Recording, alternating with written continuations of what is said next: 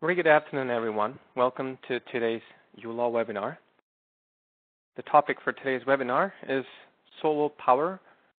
The tagline, of course, we have is starting a new legal business, but I would certainly expand that to anyone who is a solo practitioner or a small legal firm that has more tasks that need to be done and limited resources and time.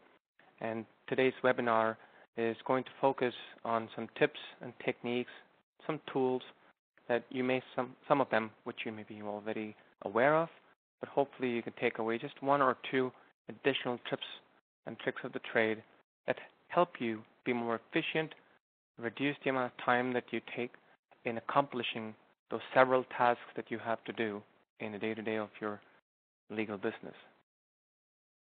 And in many ways, post-COVID, where in terms of any business for that matter, we're all discovering newer, greater ways that we could grow our business, market our business, talk about our business in the communities, and hence this is a perfect tagline that if you're starting not just a new legal business, but if you're starting something in a new manner in terms of how you're executing that business, hopefully this webinar can give you something to take back. Now, today's webinar is not accredited for any CPD credits. Our CPD session is scheduled for next week, where we certainly talk about very custom, tailor-made, provincial-approved CPD topics. Today's webinar is not accredited. It will still be recorded and will be available on uLaWpractice's YouTube channel. And we welcome you to check out this webinar later, as well as other webinars that you can search for CPDs as well. So like every other uLaw webinar, today's webinar has this specific agenda. We're going to talk about the pursuit of an entrepreneurship, who that entrepreneur is, the risks, rewards of being an entrepreneur. In many ways, this is a way of redefining ourselves as an entrepreneur in this new age. It's also some common themes of abilities and thought processes that make us who we are as entrepreneurs, including myself and others who run businesses day to day. If you're someone who's just getting started, because uLaw today teaches at many colleges and universities across Ontario and hopefully across provinces in the coming weeks, and we welcome all the students who join us in these CPD webinars and hopefully give you some insight into the immediate next steps that you may want to take in terms of setting up your business after college or your university degree, especially if you're looking to be a solo practitioner. You know, if you're looking to join an existing firm, of course, that's a different journey and equally challenging one at that. But this is for someone who's looking to start their own shop, if you will. So in terms of, we talked about how there's limited time and resources and there's just more tasks to be done, and that's a very cliched statement across all businesses. It specifically meets the need of solo business owners across all areas of businesses. But the reason we believe it's a little bit more tricky for legal practitioners is there's also this whole idea of doing all of that, but within an umbrella of compliance that's built around it. So there's a certain restricted mode, if you will, in the overall operation of your business, you know, and because of the legalities involved in your businesses, every step of the way needs to be cautious, needs to be well within the boundaries of what's defined within those compliance needs, and hence the strategies, the tools and tips that you have to deploy in order to get all of those tasks done in that limited time in a compliant manner becomes very crucial to think about, and those are some of the tools that we also want to highlight in the webinar today. Of course, this is a wiki definition or Google definition for an entrepreneur, someone who, an individual, she or he, who or they, who create and run a business on their own, whether they're passionate about it, but they see an opportunity. You see a lot of youngsters today into drop shipping, of course, really depending on the business acumen that you've either educated yourself or have gathered through family, friends, or individually. You're starting to see post-COVID, again, I stress, the need for entrepreneurs to grow, innovate, and deliver services in more efficient and better ways. And hence, this is a great time, especially if you're just getting started, to think about the risks and rewards of being an entrepreneur, reassessing the risks and rewards if you are a current solo practitioner, and sometimes making that important decision if this is still working for you. And if it is, and if it's just a little bit of an additional efficiency check that you need to reduce your costs, thereby increasing your overall profitability, then the devil is in the detail when it comes to deploying the right tools and techniques to get that out of them. So we talk about risks being involved. The biggest risk of all is losing everything that you started off, but in many ways you look at half empty, half full of typical examples that they give you. We talk about examples where even when someone has lost everything, they sometimes consider it as a learning experience. I don't want to get too philosophical here, but as an entrepreneur, many times you have to dig deeper into your own conscience to really think the many different things that you have to give up, many different things that you have to put up with, and the many different things that you will accomplish by being an entrepreneur. And one of those things to think about is knowing that the worst case scenario is, of course, being not so profitable for many years and then having to shut down businesses. And unfortunately, we've seen that with many of our past clients as well. What can you do about it is educate yourself, attend webinars, the ones that we offer, the ones that are available on YouTube. There are many different channels that offer you various topics, like a master class, if you will, of subjects that you can now almost consider yourself as a sponge and really gather and absorb as much as information so that now you can make educated, informed decisions, as we always talk about. So if the risk is losing everything, then what can you do about it? You could start strategize different schemes of plays, just like in football, of how you can accomplish the task without losing out. Okay? So something to think about of having a plan B, plan C, plan D. Of course, as entrepreneurs, you work for yourself, and there's a great freedom that comes with that. Entrepreneurs, in fact, pre-COVID, many entrepreneurs have had the luxury of, some call it luxury, some call it a bit of a pain, but have had the luxury of time, have had the luxury of maybe working from home, have had the luxury of doing things at their own time sometimes, and not having to necessarily travel every day to a specific job location for a specific time period, right? So those are some of the cool benefits that entrepreneurs sometimes gain out of this journey. The flip side, of course, is if you're an employed individual, in many cases, you come back after a specific time period of work that you put in or allocated. But as an entrepreneur, you don't have a real consideration of time. A single day, you may do 2 hours of work and just relax. In another day, you may be doing 16 hours of work nonstop with lots of coffee and tea to support you through that. So it's a fun thrill ride, if you will, for those who feel are comfortable in doing those things. So before you get started, or as you reassess yourself now, start to think about some of these little nuances of your internal characteristics. How comfortable are you in the day-to-day? Do you like discomfort? Are you able to deal with uncertainty to some extent, or do you need very specific paycheck after paycheck coming in every day, and that's you. And there's no right or wrong, but it's better to realize the category that you better fit in before making that jump to being an entrepreneur.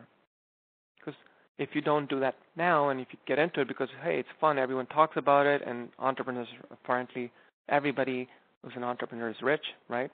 And you hear these wonderful Cinderella stories, and of course, we're human, and we get attached to the potential of those monetary benefits that we may gain from, and hence sometimes that alone can't necessarily cut it for you to last long enough to be successful, right? Especially the initial years are always going to be tough. You're grinding every minute of every aspect of your work life, and hence you need a plan. You need the ability to mitigate risks. You need the ability to take certain uncertainties that are definitely going to come your way. That's a certain. And you certainly need to have fun in doing all of this as you manage and juggle through these.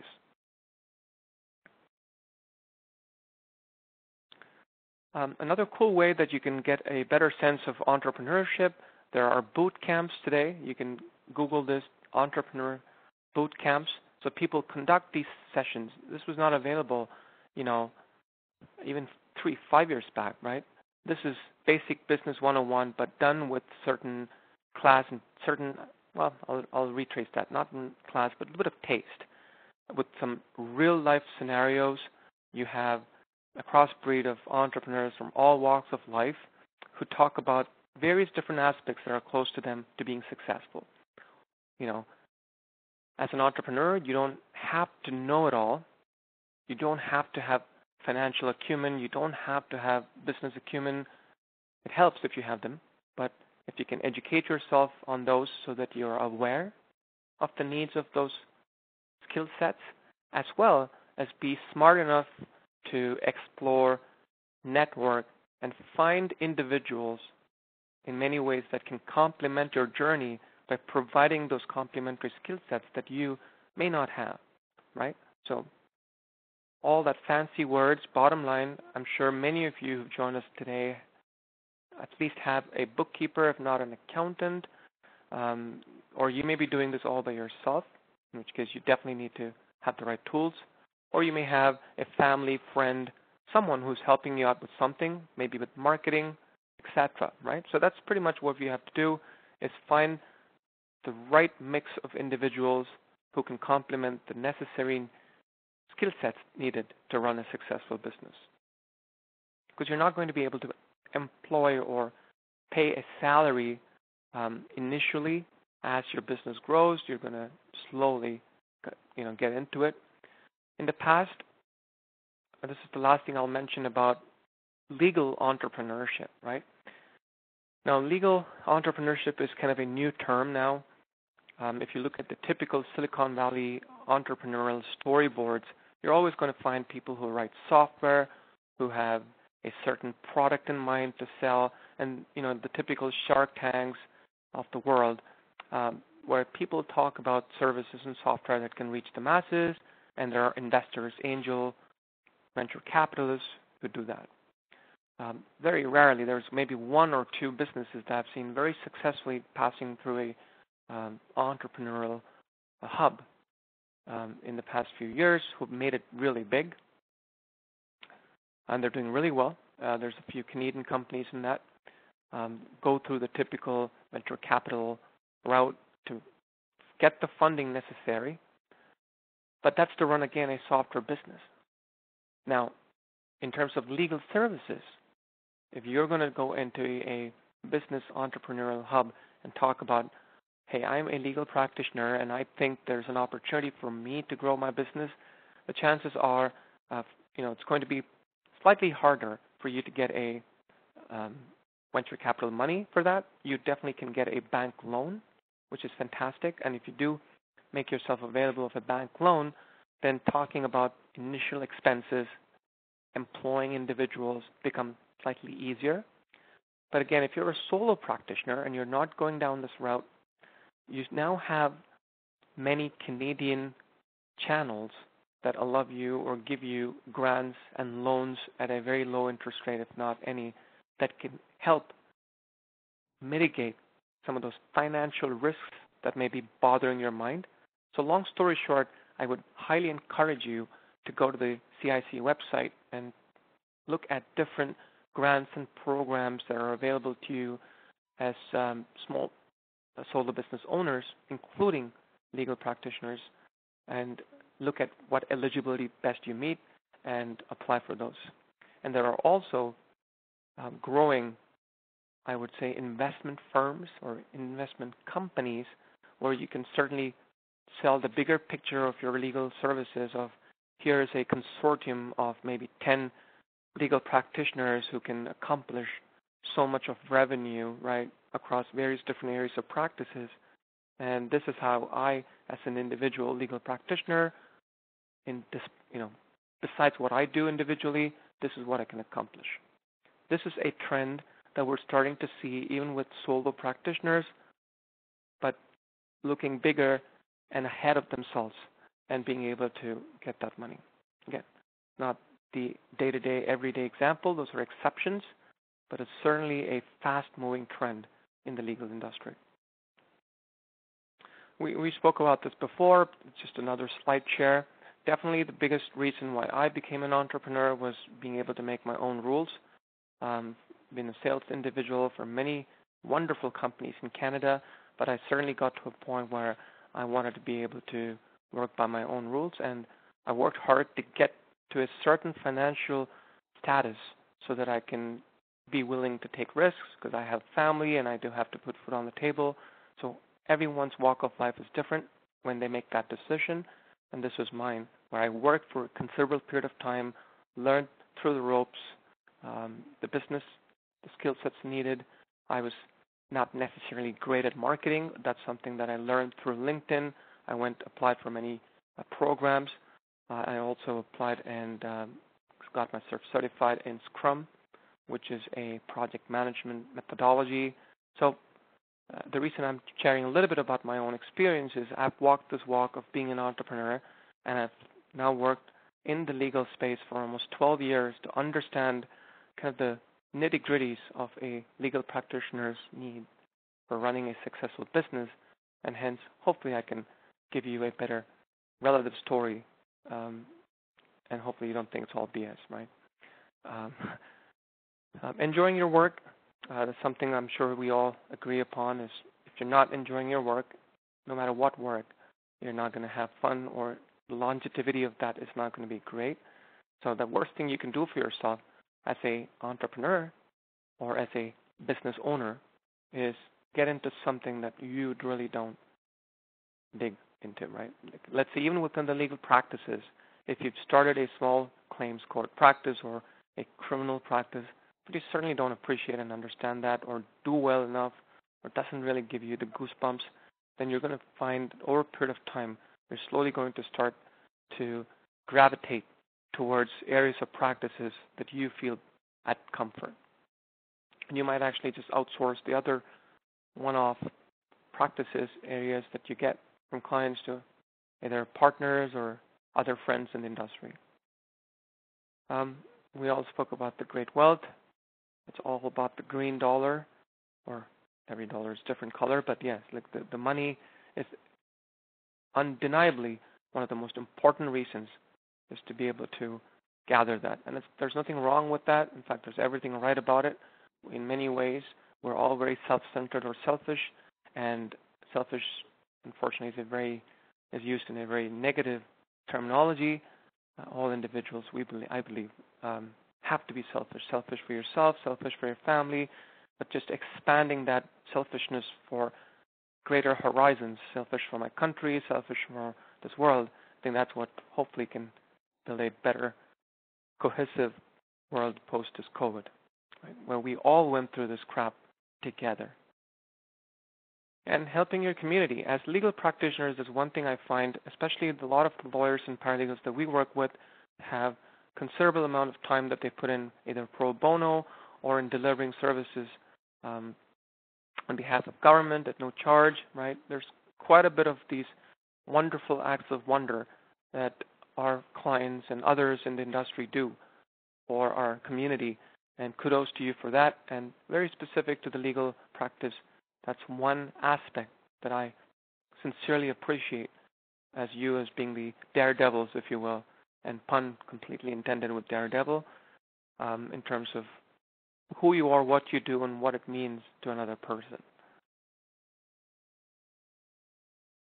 Okay, so you've kind of realized or come to this Zen moment of kind of who we are, the characters that you build. You start to now think about how do I mitigate the risks involved.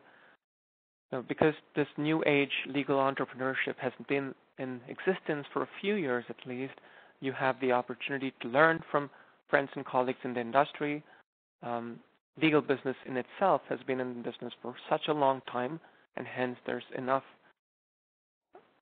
history in it for you to recognize the pros and cons of being in this business. That's maybe why you even educated yourself, right? But more specifically in terms of running businesses, if you are able to write down your, however you want to call it, SWOT analysis or risk rewards, but really understanding the risks and planning for it. Let's not just grieve, let's just plan for how we deal with pain. But potential business failure, worst case scenario, what happens next? Write that down first if you can. If you don't have the answer right away in day one, that's fine. But understanding through that journey quickly to know what your plan CD is going to be is only going to help you because mentally you're at peace in executing your plans. Most definitely expect the unexpected obstacles that are going to come your way. This is, again, cliche for any individual, but for business owners, as I said, be proactive in looking at different loans, educating yourself of the different programs that are out there based on various different factors, your background, many different things that you can start to explore. Financial backing up. If you have other aspects of obstacles that come your way, again, learn if you can from others, but definitely be expecting those unexpected obstacles. Now, we spoke about financial insecurity. This is probably the most pragmatic issue that all entrepreneurs have at various different strengths. I guess some of us have harder time paid, month to month. Some of us have quarter to quarter. Some of us have yearly. Some of us have bigger plans, and insecurity in terms of what's the 5-year plan. So it really comes down to the extent and the capacity that you have, and the techniques and tools that you take for all those different types of insecurities comes down to how you deploy them. If you're going to be using tactical strategies or if you're going to be using very operational strategies.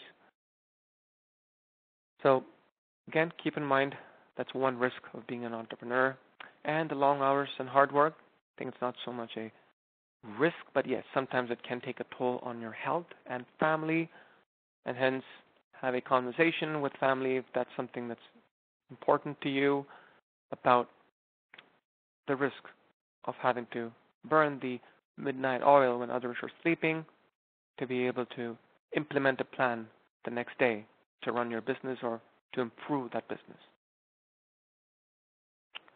And I cannot stress the importance of how important that becomes as part of your life during the initial stages.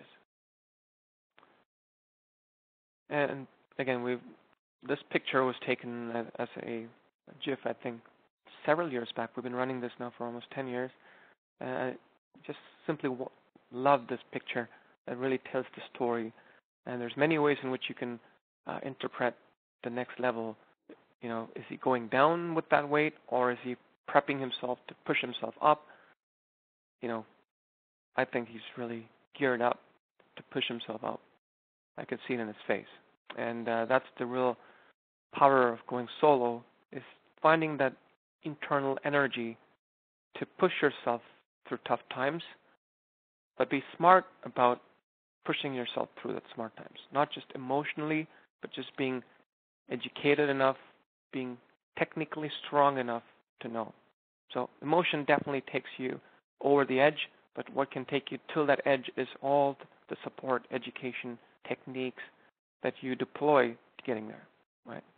So you could see this guy's muscles. If he's been building muscles, you can't just be a very, very lean personality who doesn't have this kind of muscular built to be able to lift something that's with just emotion. That's very rare, right?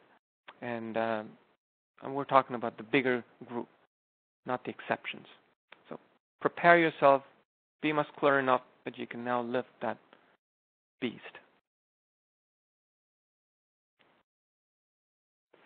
All right, a lot of cliche, a lot of a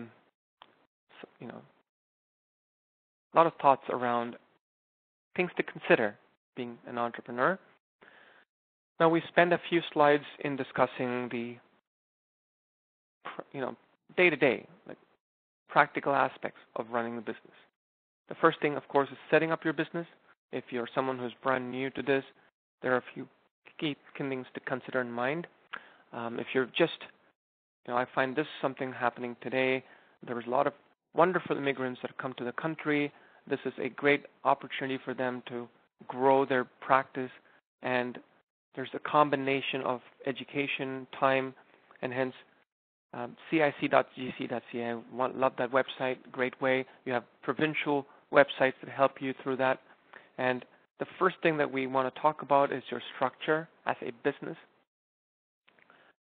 Depending on your taste and what you've planned for yourself, you could either be a solo practitioner, so it's all you, 100% of the ownership of the business, the risks and rewards are yours.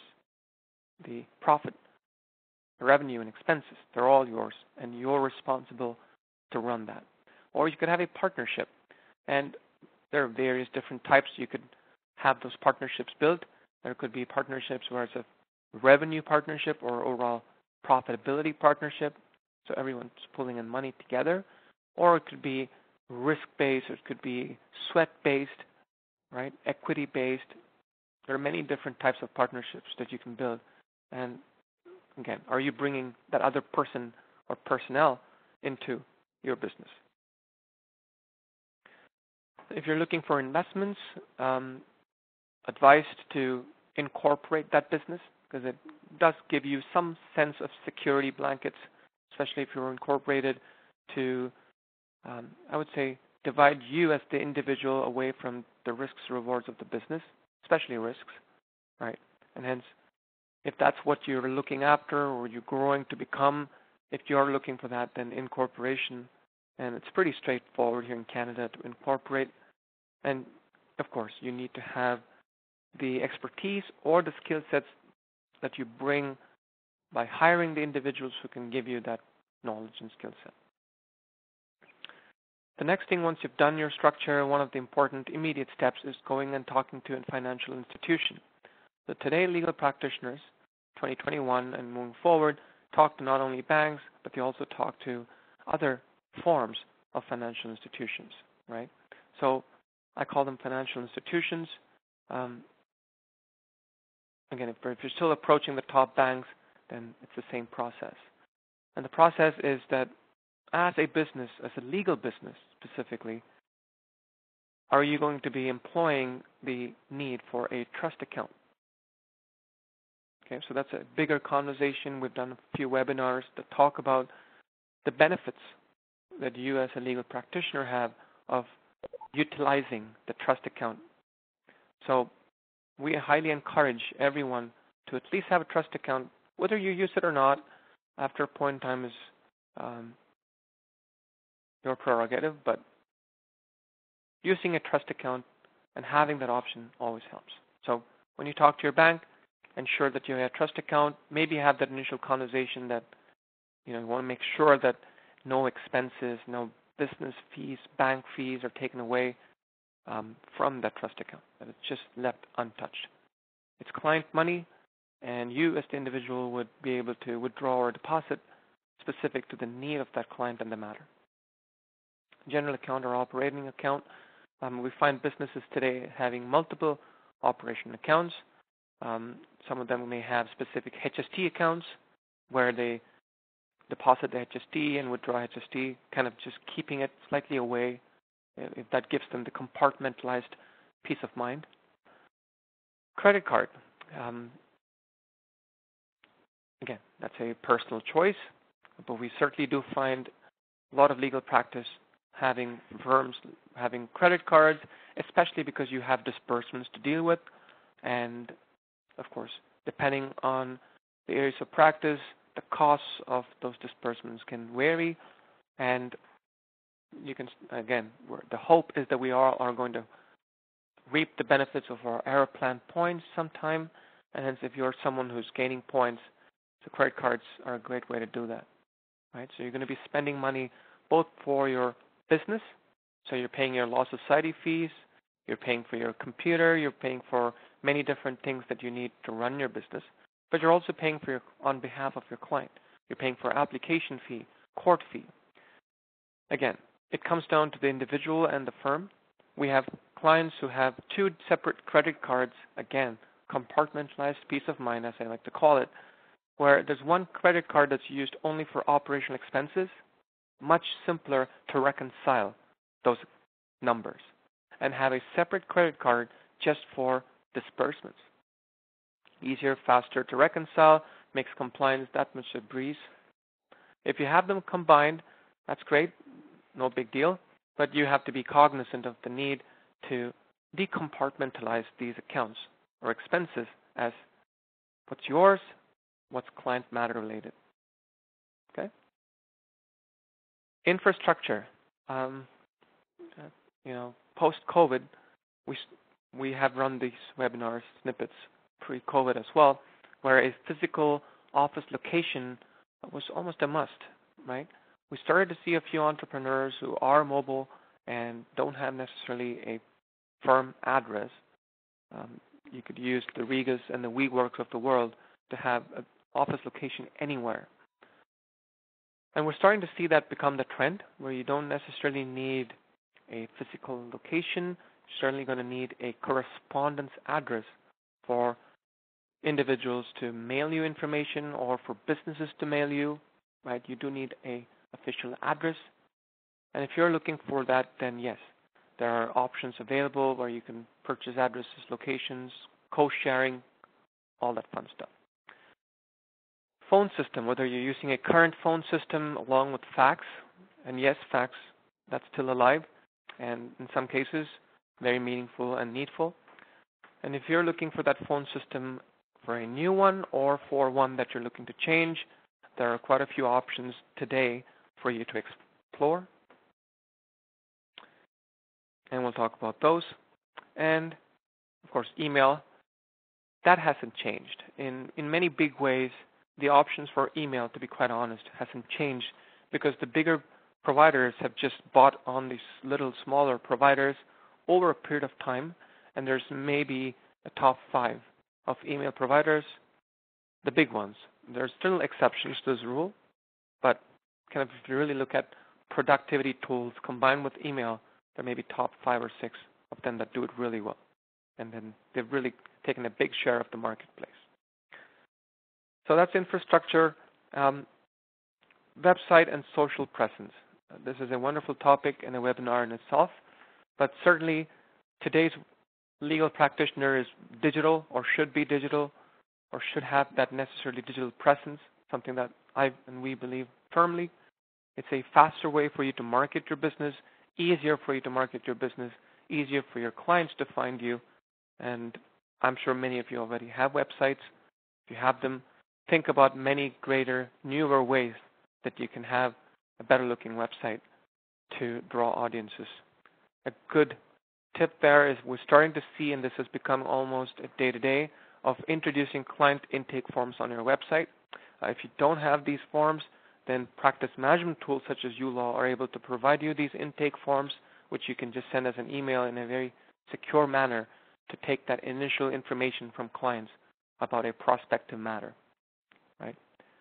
Social presence, there was a webinar that we conducted about brand. This was maybe a couple of weeks back. We really spoke a lot about the need for brand awareness, brand stickiness, creating that brand, and then being able to market it in today's ocean of social presences. Pick your top 3 is my recommendation. and do well at least in those three. If not three, do well in two. But definitely need more than one, because that kind of gives you the variety and a broader spectrum of reach. Because you're starting to see, depending on the demographic and depending on age and many factors today, that certain individuals don't use Facebook at all, right? You're going to find teenagers being more Insta, more Twitter. So really know your audience and pick and choose a social presence that best suited to reach them. Cloud communication tools. So when we've been running this for several years and it's become real, it's become a thing that we all have to deal with. I'm running today's webinar on Join Me, which is a system we use at uLaw. Everyone's now heard the word Zoom. It's almost become a verb, hasn't it? Where everyone talks about, let's Zoom this thing, let's Zoom that. Why don't we Zoom? So the need for cloud communication tools is real, and I'm starting to see that come into play in the legal business as well. So if clients are not comfortable meeting you in person, we're starting to see the use of these cloud communication tools as a way, and as a warranted way, I believe, in many jurisdictions for you as a legal practitioner to review documents. I've seen that in a few of my family, friends, and myself, including during a real estate purchase where we were showing the lawyer the actual documents that we were signing in front of her. So as uneasy as it seems, it is real. And if you don't currently have a Zoom account or a WebEx or any of these wonderful tools already available, depending on the productivity suite that you have. So if you've got Google or Office from Microsoft, these products offer these communication tools pretty much free. So if you're using Google, you have Hangouts. A lot of educational institutions use Hangouts today. And if you're using Office, then you do have Skype. And Skype is free unless it's for business and there are specific cooler features that those businesses need. So now you've got through website social presence, certain important cloud communication tools to communicate with partners, with clients, with other parties involved, right?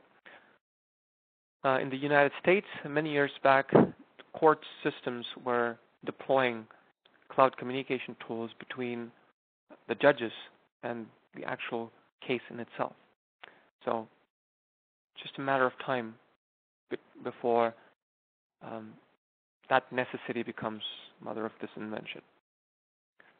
Marketing and lead generation becomes very critical for you if you're starting off fresh. There are many really nice websites that are available that provide you these marketing and sales and lead generation services at a fraction of a cost than what used to be several years back, even 5 years back. So we always provide you, starting off with examples like Fiverr. I think there's a slide after which talks about yes. So I will come to this real quick. So having a plan for marketing and lead generation, must pragmatic have. Practice management. This is where we live and breathe every day. And we surround and extend our capability across these tools so that it's one cohesive platform for you to deal with. From a practice management standpoint, this is where day-to-day you're looking at how to manage your efficiencies, how to manage your day-to-day, manage your client information, manage your matter information, manage your financial information, though it does kind of get into legal accounting.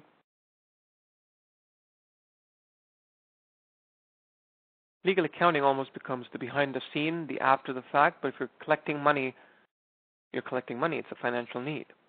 Whether that money goes into the appropriate fund and goes into the appropriate ledgers and journals, that's the legal accounting component that is behind the scene.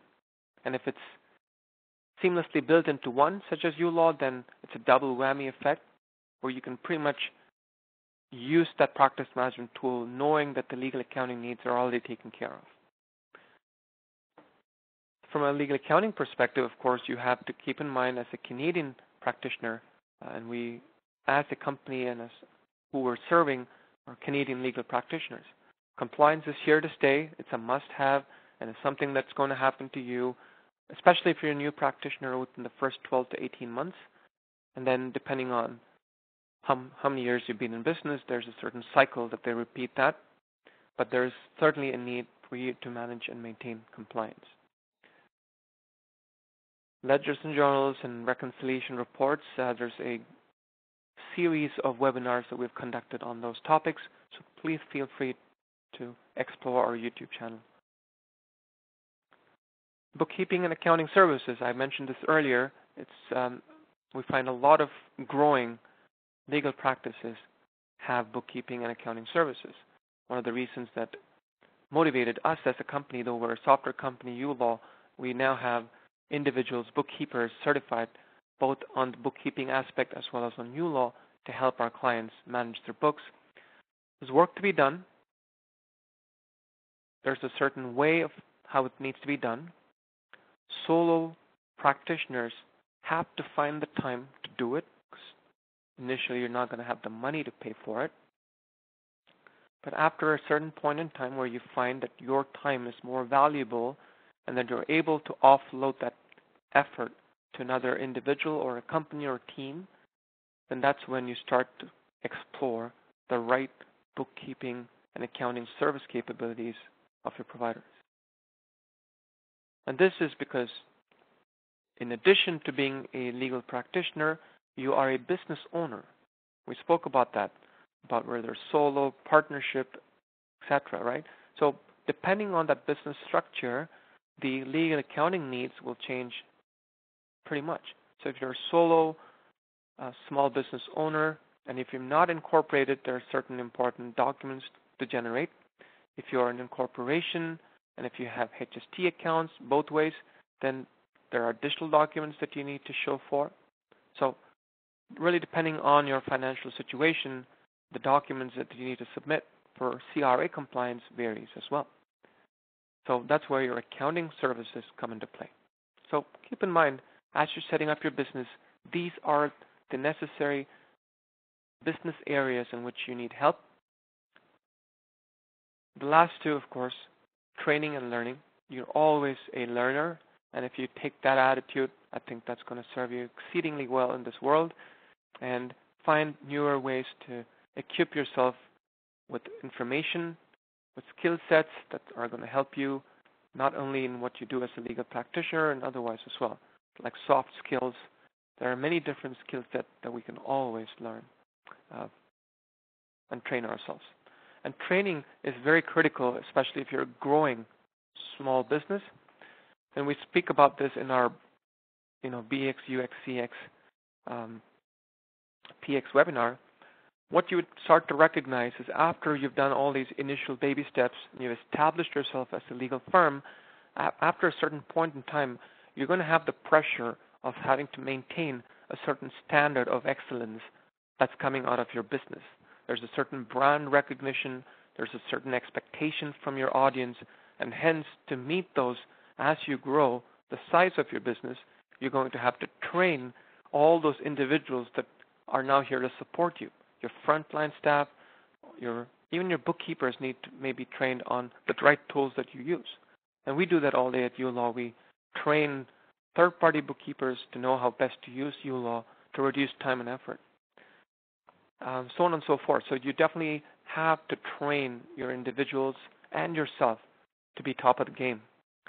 And last but not the least, of course, knowing that you're doing all of this for your own personal and business growth. And I believe there's another 15 minutes left in my webinar, so I'm going to try and move this fast. Now, for all of these needs, there's a solution, or there's a plethora of solutions, but here are a few that we have handy. Canada.ca, or I personally look at cic.gc.ca, or provincial websites, municipal websites sometimes, and these are great, I would say, toolkits available to small business owners who are encouraging, because all these bodies pretty much know that entrepreneurship is what's going to help the health and wealth of the country in itself. Because when you grow a business, you're now paying taxes, and hence there is a vested interest, if you will, in the government to invest in small businesses. And you, being a small business, should capitalize as much as you can for grants and programs.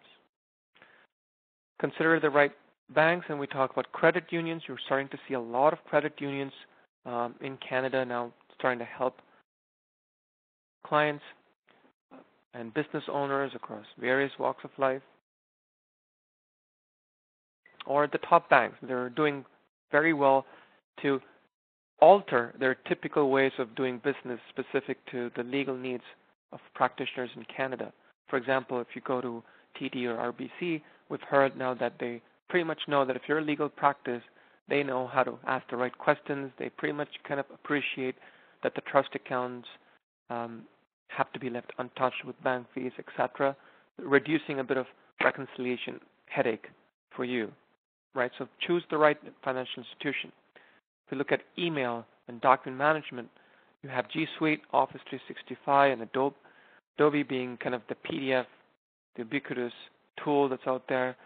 Our personal two choices, unfortunately, I wish there were more, but at least we now have two.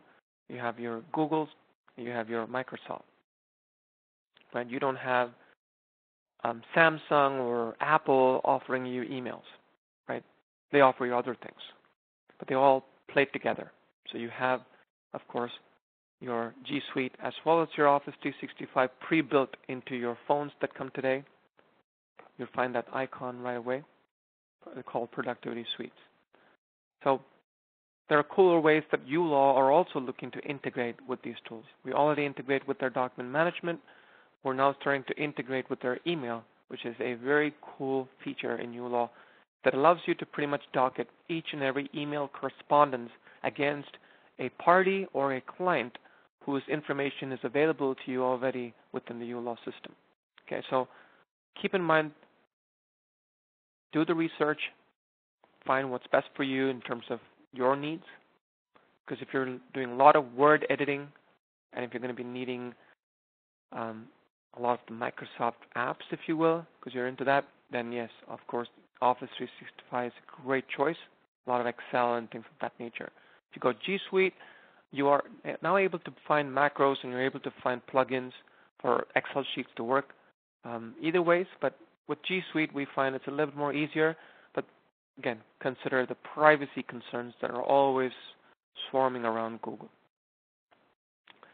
For your website, it's still one of the leading tools, WordPress. But today, if you go into these sites called Fiverr, which is Fiverr, I believe I have it somewhere here. But yes, and these are sites that allow you to purchase the services at a very low cost. Because, building a website, and I would say you're not looking for a highly functional website when you're just getting started. You're looking more of an informational website, maybe with the one or two cool things for customers to deploy, like the client intake, maybe scan a QR code for address information, things of that nature. But they've pretty much become standard. So you should be able to find very cost-effective packages to purchase to build new websites or renew existing websites. The new addition that I would highly consider and I would recommend is to use the chatbots. Again, it's not rocket science anymore. Chatbots are, so standard today across websites. What I'm talking about is something like this.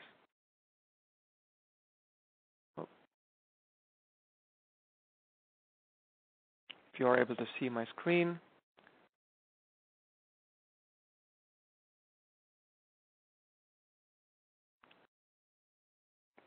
Okay, I will get to that in a second. If you have printing needs, of course, we have Wiz2Print. So what we're talking about are these tools here called chatbots. Depending on your website provider, these are available as plugins or as ability for you to. This is faster ways that you can correspond. So imagine the same experience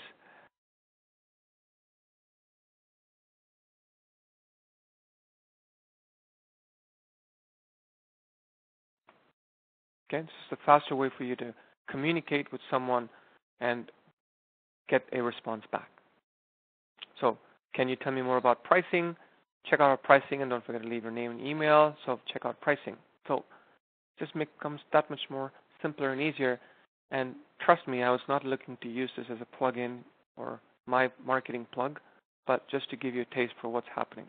So imagine that being the case with a legal practitioner's website saying, tell us the area of practice that you're looking for.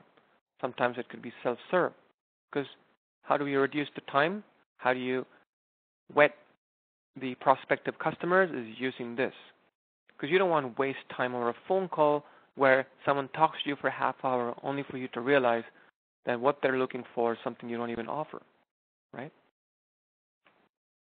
So chatbots are a cool way for you to really track as well as filter the right kind of clients into your business. Alrighty, so email marketing, we use HubSpot. We know a lot of clients who use MailChimp. There's a huge price difference, to be honest. MailChimp is much more cheaper and it's effective. So if you are into being castle specific, so the Canadian anti-spam law, so you have to be very cognizant of your marketing strategies, but still something that people do use for their day-to-day. We spoke about the phone system. A new kid in the block is someone we integrate with as well, called Corvum, kind of specifically made for legal practitioners. But you also have the Vonage's Ring Central, which is something uLaw uses, as well as Google Voice and Microsoft Teams. These now offer you voice over IP systems to make phone calls, right? You have Skype. I'm sure you've all heard of Skype calls. There's now Teams where you can set up outside parties as clients for a certain duration. So they come in as a contributor or as a participant for that 6-month worth of that matter's life, and then they're automatically exited, but retaining all the correspondence and documents that you've gone back and forth with. For social presence, LinkedIn, Facebook, Twitter, you've heard these. There's a tool called Buffer, where if you're sending out or you're trying to create, this central voice or thought leadership, you could use Buffer or Sprout Social that allows you to push a message, maybe a blog or a tweet, across platforms from one simple system. So you don't have to log into each of these. You just give the credentials to this one system called Buffer or Sprout Social, and they will take care of securely publishing that one, marketing message or maybe a specific message that you want to send out. Payment gateways. Now, during COVID, this was a big thing for us at uLaw, where a lot of our clients wanted the capability to connect the system with electronic payments because people are not meeting anymore, there are no machines to tap, etc. So we already connect with the likes of Moneris, Pivotal Payments, TD, and today we also connect with LawPay, a very specific tailor-made solution that was for legal practitioners, and today we connect with LawPay as well, so that you now can, in a very secure manner, from one simple place, can collect payments, whether it's a retainer or whether it's a general payment for a matter. Okay? Of course, I'm extremely biased with this next option of uLapractice being a practice management and a legal accounting software, because that's kind of who we are. We are that double whammy. We're not just practice management, and we're just not a accounting software. It was purpose-built. It was designed right. A lot of effort and features go into building the compliance needs and keeping it up to date. One is to build it, but then keeping it up to date based on the changing rules and bylaws and the needs of these compliance is a big deal, and we do that fairly well. And in addition to that, now we're focusing a lot on the practice management integrations that we can offer our clients. And then from that perspective, as I mentioned, the client intake, the email recording, connection with phone systems like Corvum, these are all just wonderful features at no additional cost. Integration with payment gateways for you as a legal firm to accept payments. We want it to be fast, easy, secure, and centralized in one place. For document management or content management, you have the likes of Google Drive, OneDrive, Dropbox, Box, and Sync. Now, Sync is a Canadian player, and of course, very biased by that. They do a great job with cloud storage, secure, and they're really reasonably priced. But no one can beat Google Drive for 15 gigabytes of free space that they offer with every Gmail account. And that's my personal favorite, though I have a big bias over anything that's Canadian, anything that's started in the Canadian soil. Now, this last one, we have spoken about it many times, but it's becoming a must-have in legal offices today. If there's something that you want to take away from today's webinar, is investing, exploring, and buying, or investing rather, in a electronic signature solution. Of course, with uLaw, you can have a digital signature across all documents. You can upload it right into the product. But if you're looking for one step further as an electronic signature that has certain private keys on it, then these are tools. But if you're just looking for a simple digital signature with just your copy of your signature on it, then pretty much uLaw does that for you. You can just upload your signature one time, and it automatically plugs it into all the documents, the important ones. And we did speak about Zoom and the other cloud communication tools. Okay. With another 5 minutes remaining, I just want to leave you with this slide share, which talks about these are all tools, manufactured, produced, or created by others. What I can strongly vouch for is, as a legal practitioner, you may have a wonderful email system, but that's not going to help you get through compliance. You may have the most sophisticated practice management software that's very cool, sexy, and has 800 plus integrations, but it's not going to get you through your compliance. What's important in Canadian soil as a legal practitioner, one of the more important aspects is to be able to have the right tools and the services around it that give you the ability to deliver these compliance needs on demand. So you may still have that sexy practice management system, but you are willing to pay a service provider, a bookkeeper or an accountant, to crunch all that data, and you're willing to pay them that extra money, then that's your decision, right? But if you're looking for a central platform, a single place to do that, I find uLaw to be a great product for you to explore the use of. Because we bring in the efficiencies, we bring in the automation that reduces time and effort, and automation also means, we spoke about that in our CXPX, it also talks about consistency, something people come to expect out of. There's a certain consistency in running it. And from a legal accounting needs, you have no other place to look for, as we pretty much have the compliance built right into the platform, almost each and every page or each and every screen that you're on. And from a business ownership, in terms of giving you the information about how well your business is performing, we're continuing to top in terms of our analytical capabilities that give you all those business intelligent facts based on the data that's coming in and out of the system. So there are tools that are out there. Of course, this not being a CPD session, I'll have to be biased in slightly promoting the uLaw platform, if you don't mind, but certainly do explore the right legal accounting system that's best fit for your business. And do keep us in mind. And as you keep us in mind, you can visit us at ulawpractice.com or ulaw.io, as I went in here, and to know more about really the pricing, about us, kind of who we serve. We can also we talk about the different institutions that we speak at. So we are trying to slowly have a bit of thought leadership in the area of legal accounting. Okay. And in terms of our product, if you are looking for one, you could sign up for a free 30-day trial that's available on our home screen. And if I need to give you a quick sneak peek, if you go into uLaw and have logged in here, almost every screen has a compliance need in it. If you're looking for legal accounting compliance, if you're looking for matter-related compliance, if you're looking for monthly, the yearly compliance, it's built right in.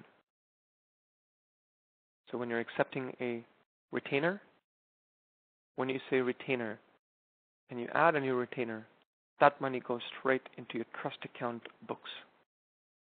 And you don't have to worry about the bookkeeping and, I would say, the actual ledgers and journals behind the scene. Okay? So with that, we're at the top of the hour. I certainly want to thank everyone who joined me in today's session. I definitely didn't want this to be a marketing play for me to showcase or show off uLaw, but really stick to the basics of the essence of today's webinar, just really talking about entrepreneurship, the power of being solo, and remembering this individual here. Preparing yourself, and I firmly believe that success is just a byproduct of being prepared. Fortune favors the prepared mind. So with that, I leave you, and thank you so much, and look forward to talking to you again in our next webinar next Friday. I will open up the floor for any questions that you may have at this time. Please do use the chat window to ask any questions that you have regarding the product, about the specific topic. And please do let us know how we're doing, and if these sessions are meaningful, hopefully your time well spent, and what we can do better to improve your timeshare.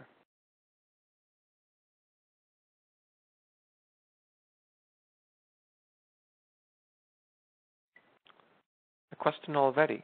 I like that. No, thank you. Thank you very much.